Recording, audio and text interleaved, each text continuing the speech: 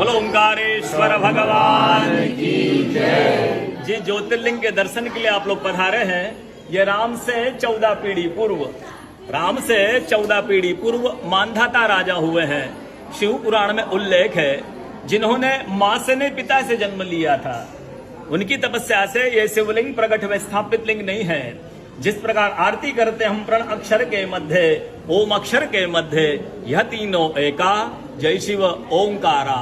एक ही शिवलिंग में ब्रह्मा विष्णु महेश निराकार धरती से प्रकट हुए हैं। इसलिए अखंड दीप यह जो जल रहा प्राचीन समय से, एक ही दीपक में 3 बातियां लगातार जल रही है, ब्रह्मा विष्णु महेश की। इस पहाड़ी के ऊपर 7 किलोमीटर का परिक्रमा मार्ग है, वो भी ओम आकृति में है। जो पर्वत पे हम प्रभु के दर्शनों के लिए खड़े हैं, ये पर्वत स्वयं शिवलिंग की आकृति में है। चारों तरफ नर्मदा मैया जलहरी बनकर बह रही है।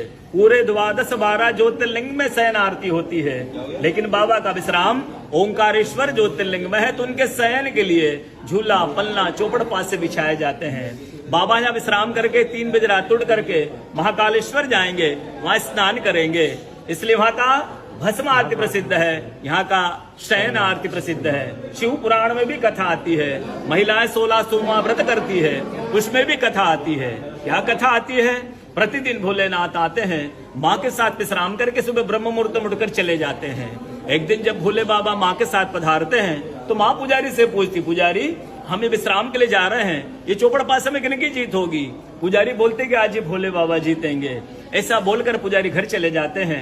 भोले बाबा माँ विश्राम के लिए चले जाते हैं। सुबह ब्रह्म मुहूर्त में जैसे ही भोले बाबा माँ बाहर निकलते हैं, पुजारी द्वार पर रहते हैं। तो माँ पुजारी से पूछती, पुजारी कल मैंने आपसे पूछा था, हम विश्राम के लिए जा रहे, चौपड़ पास में किन की जीत होगी? आपने कहा भोले बाबा जीतेंगे। भोले बाबा नहीं, मैं जीती हूँ। माँ ऐसा बोल करके उनको श्राप दे के चली जाती है। उनके तुरंत पश्चात अप्सराएं शिवलिंग पे जल चढ़ाने आती, तो अप्सराएं पुजारी से पूछती, पुजारी अस्वस्थ क्यों हो गए, आप तो ठीक थे। फिर पुजारी बताते हैं, प्रतिदिन भोले बाबा माँ के साथ विश्राम करके चले जाते थे।